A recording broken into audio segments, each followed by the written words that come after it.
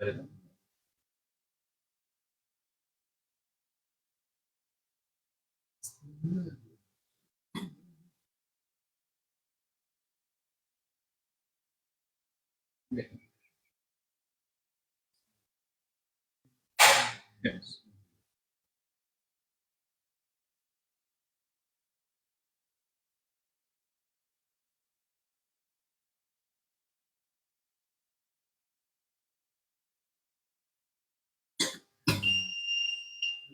الله أكبر الله أكبر أشهد أن لا إله إلا الله أن محمدا رسول الله حي على الصلاة حي على الفلاح قد قامت الصلاة قد قامت الصلاة الله أكبر الله أكبر لا إله إلا الله صدق لا إله إلا الله استووا واستقيموا واعتدلوا استووا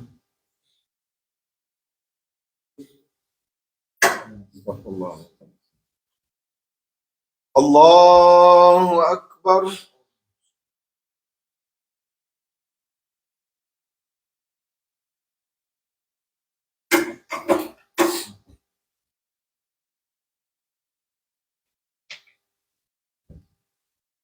بسم الله الرحمن الرحيم الحمد لله رب العالمين الرحمن الرحيم مالك يوم الدين إياك نعبد وإياك نستعين اهدنا الصراط المستقيم صراط الذين أنعمت عليهم غير المغضوب عليهم ولا الضالين آمين. سأل سائل بعذاب واقع للكافرين ليس له دافع من الله ذي المعارج تعرج الملائكة والروح إليه في يوم كان مقداره 50,000 سنة فاصبر صبرا جميلا إنهم يرونه بعيدا ونراه قريبا يوم تكون السماء كالمهل وتكون الجبال كالعهن ولا يسأل حميم حميما يبصرونهم يود المجرم لو يفتدي من عذاب يومئذ ببنيه وصاحبته وأخيه وفصيلته التي تؤويه ومن في الأرض جميعا ثم ينجيه كلا إنها لظى نزاعة للشوى تدعو من أدبر وتولى وجمع فأوعى إن الإنسان خلق هلوعا إذا مسه الشر جزوعا وإذا مسه الخير منوعا إلا المصلين الذين هم في صلاتهم دائمون والذين هم في أموالهم حق معلوم للسائل والمحروم والذين يصدقون بيوم الدين. الله أكبر.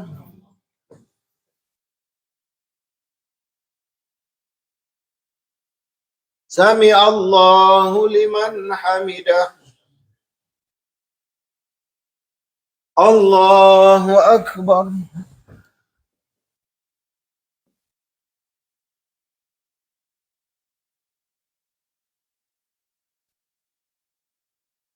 الله أكبر.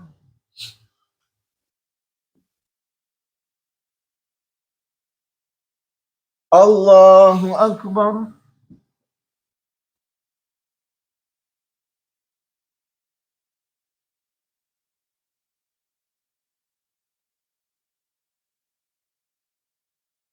الله أكبر.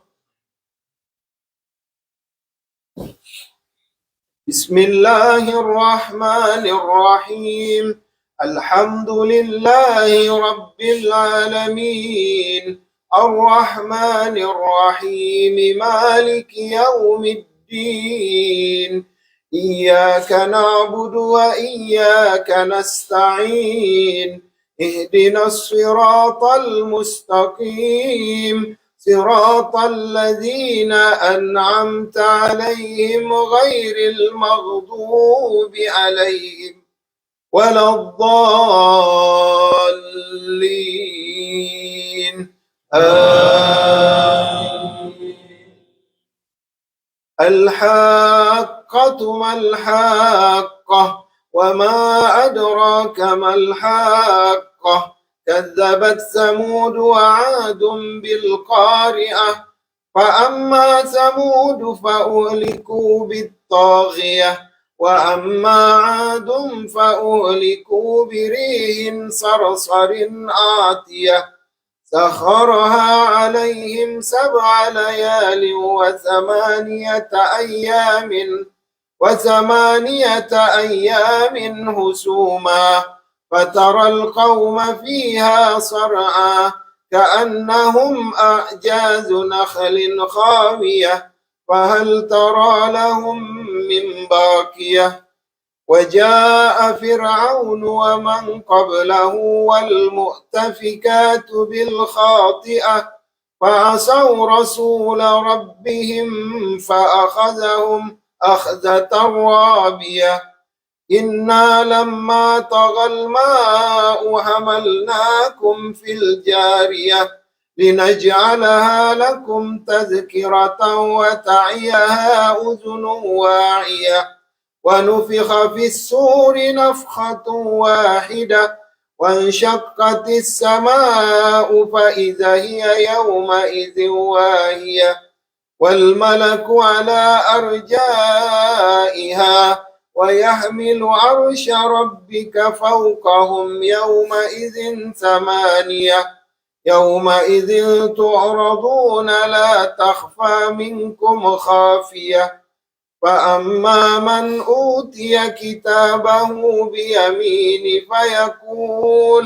فيقول هاؤم اقرءوا كتابيه إني ظننت أني ملاق حسابيه فهو في عيشة راضية في جنات عالية قطوفها دانية كلوا واشربوا هنيئا بما أسلفتم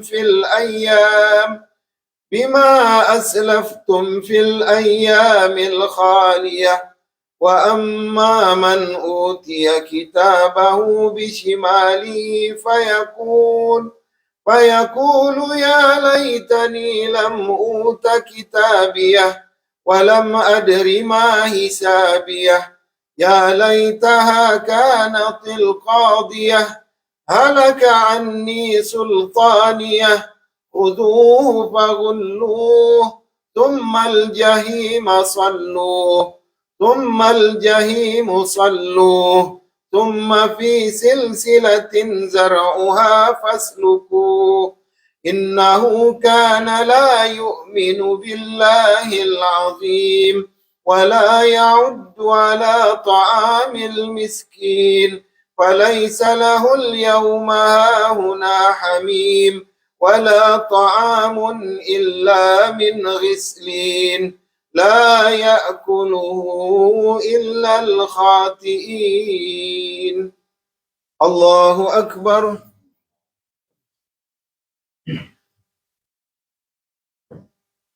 سمع الله لمن حمده. اللهم اهدنا فيمن هديت وعافنا فيمن عافيت وتولنا فيمن توليت وبارك لنا فيما أعطيت وقنا برحمتك شر ما قضيت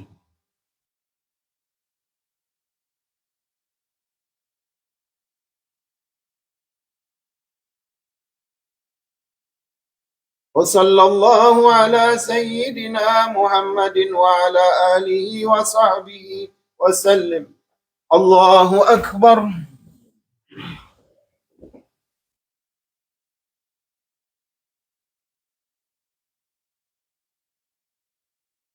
الله أكبر.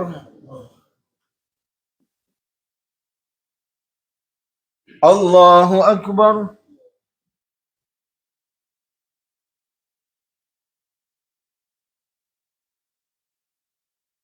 الله أكبر.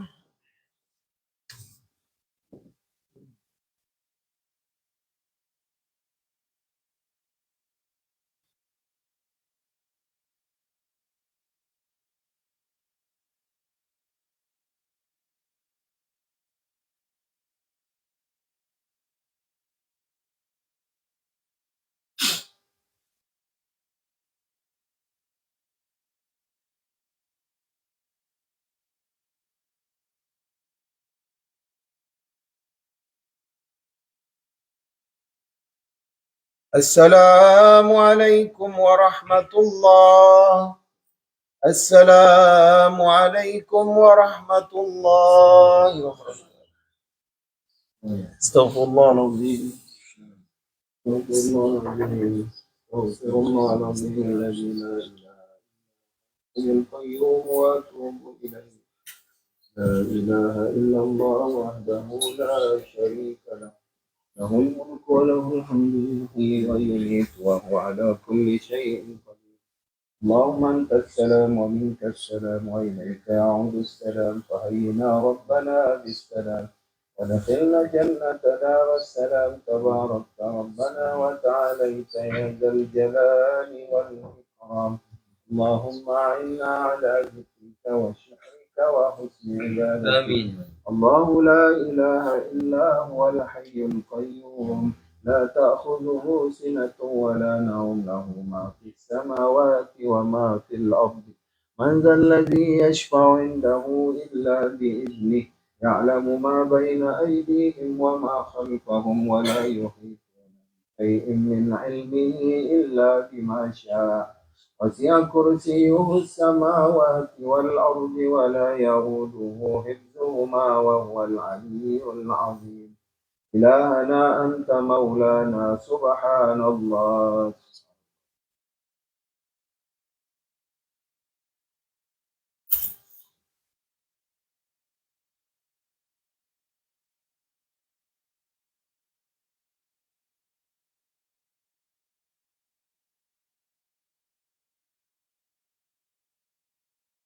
سبحان ربي العظيم وبحمده دائما قائما أبدا الحمد لله.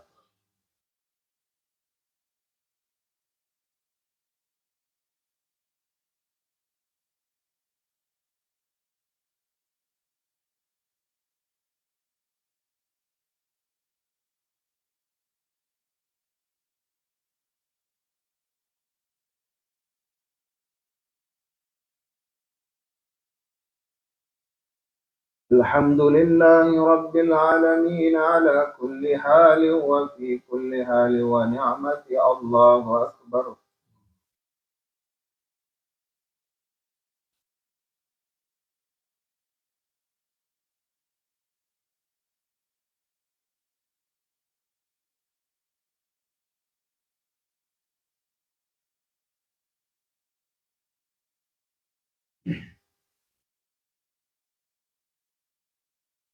الله أكبر. الله أكبر. الله أكبر. الله أكبر. الله أكبر كبيرا والحمد لله كثيرا وسبحان الله بكرة وأصيلا.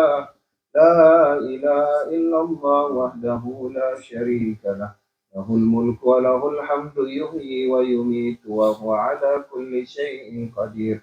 ولا حول ولا قوة إلا بالله العلي العظيم. اللهم أجرنا من النار، اللهم أجرنا من النار، اللهم أجرنا من النار السالمين. بسم الله الرحمن الرحيم. الحمد لله رب العالمين، حمد الناعمين حمد الشاكرين، حمدا يوافي نعمه ويكافئ مزيده.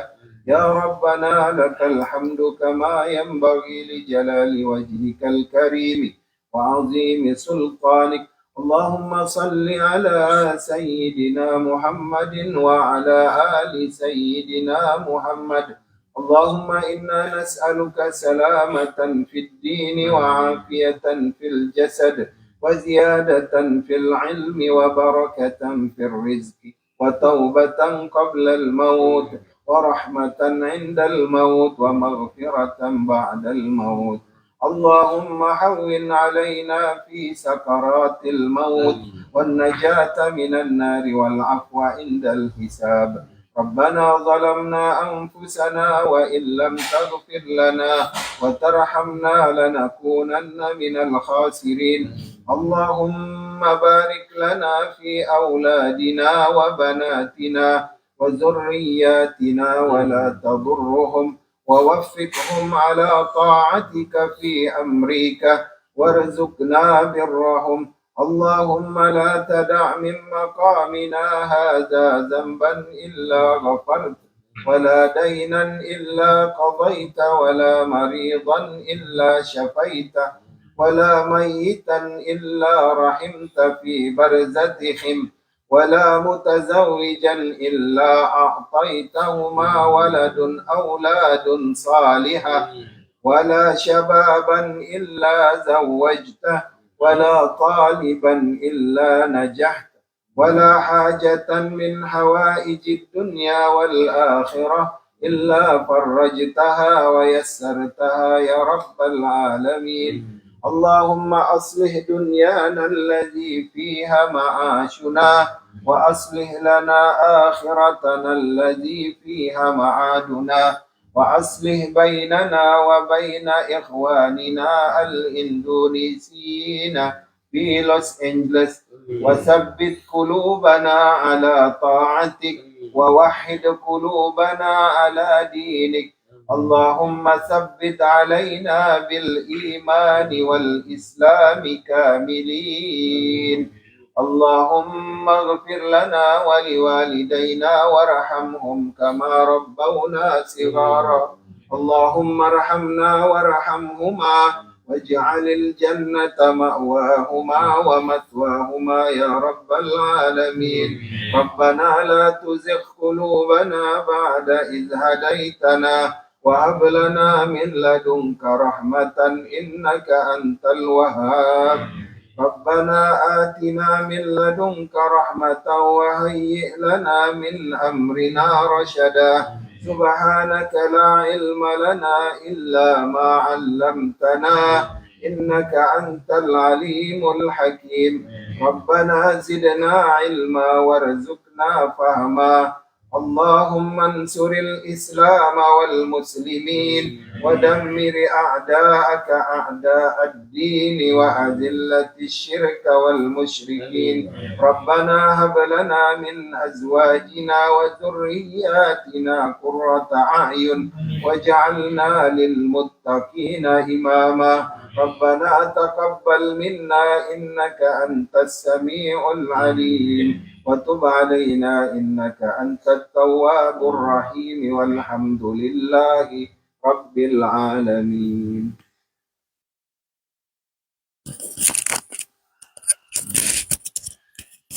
Bismillahirrahmanirrahim. Assalamualaikum warahmatullahi wabarakatuh.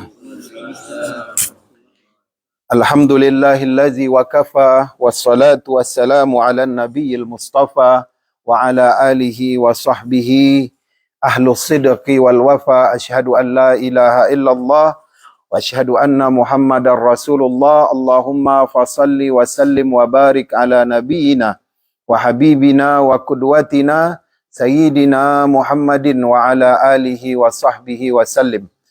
Jamaah Masjid Al-Tahir yang dimuliakan oleh Allah Subhanahu wa taala, Mudah-mudahan selalu di dalam lindungan rahmat dan inayah Allah Subhanahu wa taala, diberikan hati yang luas seluas samudra, kemudian diberikan rezeki yang barakah dan anak keturunan yang saleh dan salehah yang akan menjadi penampil Islam yang akhlak yang wasi'ah, menjadi penampil Islam yang rahmatan lil alamina di bumi Amerika. Nah, gitu. Jadi udah disiapin itu KKK di akhirnya ya Pak.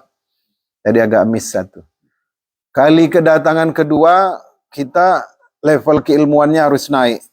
Ya, kalau kemarin pada masalah-masalah sifatnya tadabbur, tafakkur, sekarang harus naik levelnya. Karena masjidnya sudah bertambah umurnya, kemudian ustadz yang datang udah banyak, jadi levelnya harus naik. Yaitu ilmu tasawuf, yaitu ilmu untuk mulai mensucikan diri, mensucikan jiwa, ya, dengan nikmat-nikmat yang diberikan di dunia. Bukan berarti orang yang belajar ilmu tasawuf itu dia meninggalkan dunia, tidak. Dia cuma mau memanage hatinya untuk tidak terlalu terfokus, atau bahasa kitanya dia nggak mau didikte dunia. Nah, begitulah ya. Jadi kita ambil yang pertama, ma'rifatullah. Mengenal Allah Subhanahu wa taala. Ya. Di dalam kisah perjalanan Nabi Musa berguru dengan Nabi Khidir, ya, itu sebenarnya yang mau dipelajari adalah ilmu yang saya sampaikan kemarin, ilmu berita dari langit yang tidak disampaikan kepada semua orang, 3 perkara itu. Kemudian dipilihlah seorang nabi yang tidak terkenal namanya Khidir, kemudian dipilihlah murid yang paling spesial yang dia sudah harus sampai pada level itu. Nabi Musa alaihissalam walaupun sudah berbicara dengan Allah Subhanahu wa taala, ya, tetapi masih ada sifat-sifat yang dinamakan kesedihan terhadap perkara-perkara umat. Misalkan Nabi Musa itu sedih, kenapa Bani Israel ini sudah melihat mukjizat Allah dibelahkan lautan, masih mau ikut kepada Samiri dan menyerahkan emas mereka untuk disepuh jadi sapi betina. Nabi Musa yang begitu itu jadi naik emosinya. Bahkan taubatnya itu kan membunuh diri kan. Pada masa itu dibolehkan syariatnya. Ya, membunuh diri kalian. Jadi Nabi Musa ini harus diberikan pada level tertentu, yaitu tentang ilmu ma'rifatullah. Maka seseorang yang belajar ma'rifatullah, mengenal Allah ini, maka dia harus mensinkronkan 4 makhluk yang ada di tubuh dia ini, yang semuanya saling berhubungan. Pelan-pelan aja memang agak berat. Yang pertama adalah senantiasa menjaga kesucian atau fitrah ruh. Yang kedua, bagaimana dia memanage, memfilter yang namanya nafsu. Nanti kita jelaskan satu-satu. Yang ketiga, bagaimana agar hati yang di atasnya adalah permukaan iman itu bisa kuat dalam menerima serangan. Baik itu serangan dari maksiat berupa syahwat, serangan dari hawa nafsu, dan yang paling banyak menyerang itu adalah syaitan. Tapi kalau setelah dia masuk yang menyerang iman, bagaimana jasadnya itu tidak menolaknya. Nanti saya jelaskan. Yang ketiga, agar hatinya itu permukaannya senantiasa kuat keimanannya. Kan hati itu melengkung begini Pak. Yang menjaga atasnya itu pintu pertahanan pertama itulah iman itu. Yang keempat, bagaimana akalnya ini bisa mensubsidi hatinya agar senantiasa berilmu. Kita bahas yang pertama, ruh. Ruh diciptakan dalam keadaan fitrah. Fitrahnya beriman kepada Allah, bertauhid kepada Allah. Kemarin udah kita jelaskan. Ruh juga fitrahnya apa? Fitrahnya dia suka kepada perbuatan baik, tidak suka bermaksiat. Polisi.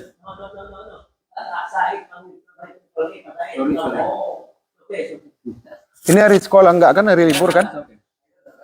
Hari libur enggak masalah. Nggak ada sekolah. Ya, kita lanjutkan ya. Ya, bismillah. Yang pertama yang harus kita jaga ruh kita ini. Senantiasa dia berada di dalam fitrahnya. Kenapa orang mau korupsi, bermaksiat, berzina?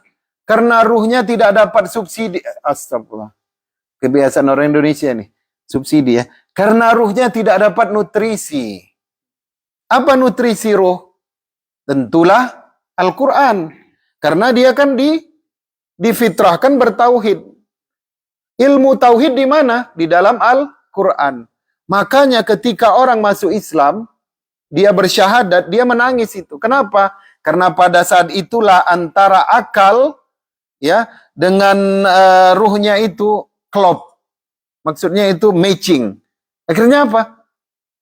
Tanpa sengaja dia itu menangis itu. Kenapa? Karena selama ini barulah dia mengikuti kehendak ruhnya.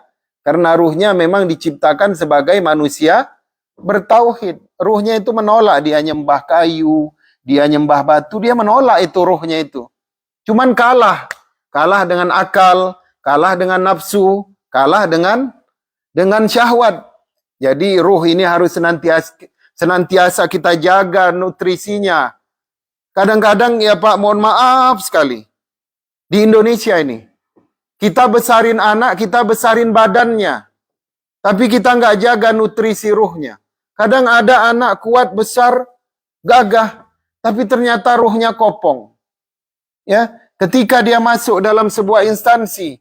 Dan di situ dia harus menjaga halal haram. Ya, ternyata dia lebih banyak berkubang di masalah-masalah yang haram. Itu menandakan ruhnya kopong. Tidak ternutrisi. Banyak begitu. Pulang dari Amerika, harusnya dia menjadi manusia terbaik. Tapi ketika dia masuk instansi, malah dia jadi suhunya di situ. Tukang ngabisin anggaran. Ngabisin sisa-sisa anggaran. Kenapa? Karena ruh tidak dinutrisi. Dia hanya membesarkan jasadnya. Dia minum susu, makan daging, makan nasi. Jasadnya sehat.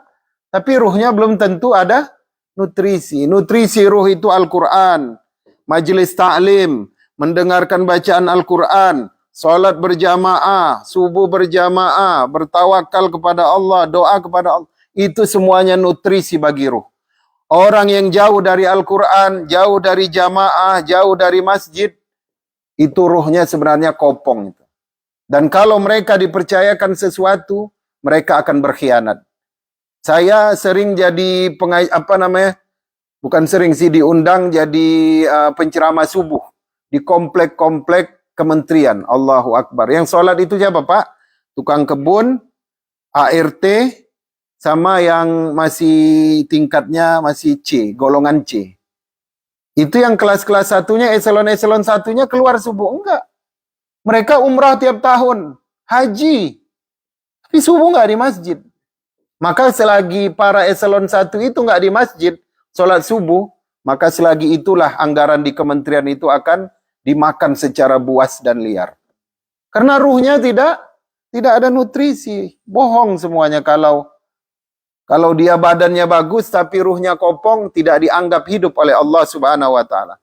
Maka ruh ini kita jaga. Yang kedua adalah nafsu. Nafsu inilah yang dijadikan cobaan bagi manusia.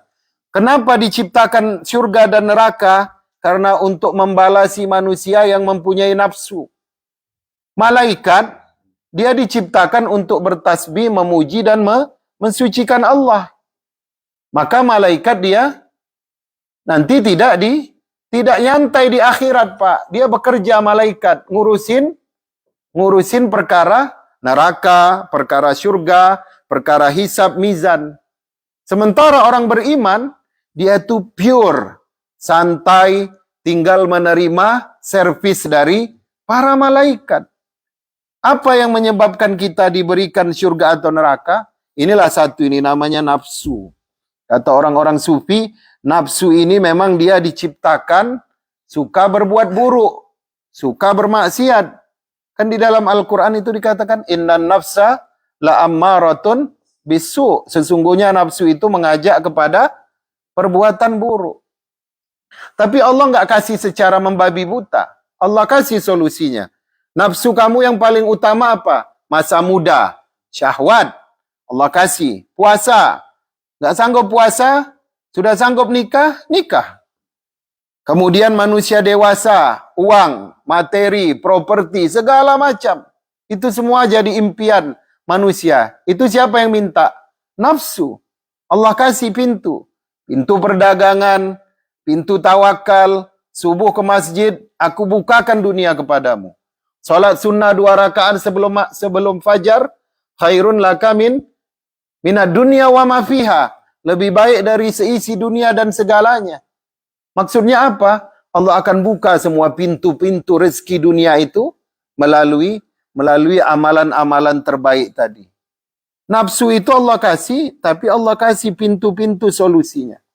Jadi nafsu itu memanglah yang sekarang menjadi beban terberat hidup kita. Apa aja senjata nafsu? Yang pertama senjata nafsu ini kata Ibnu Athaillah Al-Asakandari dalam kitab Al-Hikam itu, Pak. Senjata nafsu yang pertama adalah syahwat. Itu untuk orang masa muda. Masa muda dan puber terakhir. 60 ke atas.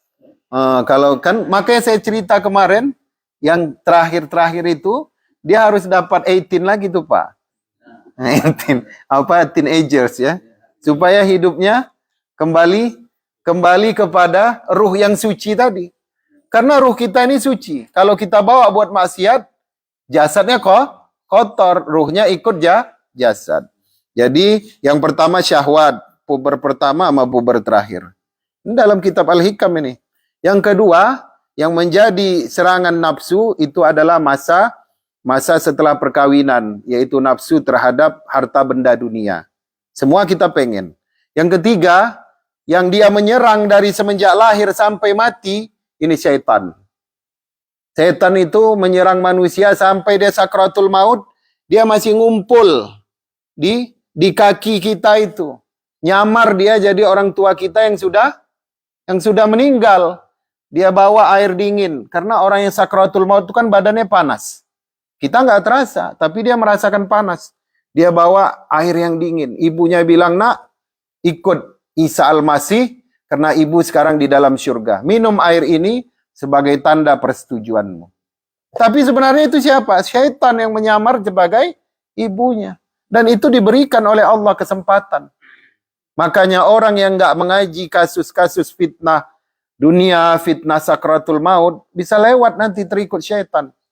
Kemudian ayahnya datang, nak sembah Yahweh, sembah Uzair. Uzair itu anak Allah. Masuklah ke dalam agama Yahudi. Ayah sekarang sudah hidup tenang di taman surga. Ditampilkan taman surganya. Dia bawa air dingin, sejuk. Minum air ini. Supaya engkau bisa badanmu itu hilang dari panas. Kalau dia tidak mengerti hadis itu, dia akan ikut. Kalau tidak kuat kalimat La ilaha illallah. Jadi berapa tadi senjata nafsu tadi ada 4 ya. Syahwat. Kemudian masa mengumpulkan harta benda. Yang ketiga syaitan, ya 3 senjata nafsu. Kalau kita selamat aja dari 3 ini, alhamdulillah. Maka ada seorang nabi yang dia itu tahu musuhnya setan. Siapa itu? Nabi Yusha bin Nun. Tidaklah yang melupakan aku untuk menyampaikan kepadamu, wahai guruku Musa, ikan mati melompat ke lautan, itu adalah syaitan. Jadi kalau orang udah kenal setan musuhnya, maka hidupnya ke surga itu lempeng. Ya, kalau sudah sampai pada taraf ini, setan pun takut. Umar ibn al-Khattab itu kalau lewat satu jalan, maka setan kan ambil jalan yang lain kan, nggak berani dia. Kalau ada orang kerasukan di Baghdad, orang lari ke Imam Ahmad bin Hambal. Bukan manggil Imam Ahmad, ambil sendalnya aja. Sendalnya aja dibawa itu setan udah lari kalang kabut. Sampai pada tingkat seperti itu, Imam Ahmad bisa mengalahkan nafsunya itu. Allahu Akbar. Tentu harus ada pintu-pintu solusi. Yang tadi pintu puber terakhir di mana, Pak? Perkawinan kan? Amin kan nggak ada ibu-ibu. Oh, ada satu orang. Ada itu. Yang ketiga, yang harus dijaga itu hati. Hati inilah tempat tempat berkumpulnya segala sesuatu. Tempat berkumpulnya ilmu, tempat berkumpulnya perasaan, tempat berkumpulnya kesedihan, tempat berkumpulnya kebahagiaan. Maka dia harus ada filter. Apa filternya? Filternya adalah iman. Kalau yang masuk amal soleh, emangnya nggak ada perlawanan? Ada. Contohnya begini. Kita pulang larut malam dari luar kota. Badan capek. Padahal tiap hari dia sholat subuh ke masjid. Kata ruhnya, ayo bangun. Kok masih kamu leyeh-leyeh? Aduh, subuh ini kita di rumah. Ini nafsu sama jasad sama ruh berdebat ini. Karena dua-dua akan mengambil keputusan. Kata jasad, kita sholat di rumah hari ini. Kenapa? Karena badanku letih, baru pulang dari luar kota. Kata ruh nggak bisa begitu dong. Ya, sedangkan di Yaman sana ada seorang kakek-kakek buta tinggal di atas bukit dengan angin yang sangat dingin dan dia memasang tali dari musola ke rumahnya supaya dia setiap subuh bisa pegang tali sampai ke musola. Masa kamu yang baru pulang lewat 2 jam saja kamu nggak mau sholat berjamaah? Kamu emangnya siap kehilangan 27 derajat keutamaan berjamaah? Doa-doa yang dijabah Allah pada setiap waktu subuh. Kata ruhnya. Ruhnya dari mana dapat ini? Dari akal yang menuntut ilmu. Ini poin keempat. Jadi ruh, nafsu, qalbun, akal. Jadi harus bekerja sama. Oh iya benar kata jasadnya. Akhirnya dia bangun, diambil sarung, diambil kunci, dia gas. Hilang. Kalau dia ikut kata jasad, hilang kesempatan emasnya di subuh tanggal 3 September 2023. Dan waktu 3 September 2023 itu, sampai mati dia nggak akan jumpa lagi tanggal itu. Ketika kita ketinggalan kereta 7.15, kita memang bisa dapat 7.45. Tapi yang 7.15 tanggal 3 September 2023, sampai berjumpa dengan Allah, hari itu tidak akan kita dapat. Karena kita ini seperti hari. Kalau sudah berlalu 1 hari, maka hilanglah kesempatan ibadah pada hari tersebut. Jadi, ketika amal soleh mau masuk ke hati, itu dia dilawan oleh jasad. Maka ketika jasadnya berilmu, akalnya berilmu, maka amal soleh itu dengan lempengnya masuk ke dalam hati. Karena apa? Karena jasad berilmu. Tapi ketika maksiat mau masuk ke dalam hati, dia kan harus menerobos iman. Kalau imannya tidak ada dari subsidi akal, yaitu menuntut ilmu, maka maksiat dengan mudah masuk, menggerogoti iman. Setiap satu maksiat itu mendatangkan 1 titik hitam. Setiap satu amal soleh mendatangkan 1 titik putih. Semakin banyak titik hitam, maka hati akan menolak petunjuk. Bahkan dalam satu hadis, kata Rasulullah, seorang saleh, seorang alim, pagi dia beriman, dia tidur malam, tidak tinggal di dalam hatinya 1 titik putih pun. Karena apa? Karena itu tadi, tidak melaksanakan ilmu. Jadi kalau hati sudah di titik hitam, iman sudah tidak bisa menjaga hati, Allahu Akbar. Lama-lama agama pun bisa lepas. Itu orang banyak murtad, kenapa? Karena dia nggak berilmu, jadi imannya kopong. Maka barulah kita beralih yang ketiga yang harus kita jaga, akal. Akal itu dia harus dikasih ilmu. Akal itu dia harus diasah. Bapak rasionalitas dalam keilmuan Islam adalah Imam Abu Hanifah. Maka orang-orang yang bermazhab Hanafi itu orangnya simpel, kemudian lebih cepat dalam gerak dakwah. Kenapa? Karena mereka selalu mendengungkan akal. Bagaimana mungkin kami bisa dapat surga kalau kami berleha-leha? Jadi akalnya main terus. Jadi 4 hal inilah yang selalu dijaga orang-orang sufi. Yang pertama ruh dijaga nutrisi, yang kedua nafsu dikasih solusi, yang ketiga hati dikasih dengan diperkuat permukaan iman dengan ilmu, dan ilmu tentulah didapat dari akal yang rajin menuntut ilmu di majlis taklim. Kalau 4 ini sudah dia kuasai dan saling bekerja sama, itulah yang dinamakan kata Syekh Ibnu Athaillah Al-Askandari, insan kamil, insan yang sempurna, yang dia masuk dalam Islam secara kafah. Ya, Jadi kalau orang punya ruh, punya jasad, tapi kalau dia tidak beriman, emang dia dianggap hidup oleh Allah? Enggak, dia dianggap bangkai. Bangkai yang berjalan. Tapi kalau dia ada ruh, ada jasad, ada iman, apakah dia hidup dengan sempurna? Belum. Tapi kalau dia ada ruh, ada jasad, ada iman yaitu hati, kemudian dia menuntut ilmu dengan akal, barulah dia ini insan yang sempurna. Itulah tingkat para wali tadi. Jadi wali itu sebenarnya yang 4 hal itu ya. Semua kita bisa jadi wali. Mudah-mudahan Allah menjaga 4 hal tadi ya, sehingga masuklah kita pada step selanjutnya daripada orang-orang saleh. Barakallahu li wa lakum. Wassalamualaikum warahmatullahi wabarakatuh. Sallallahu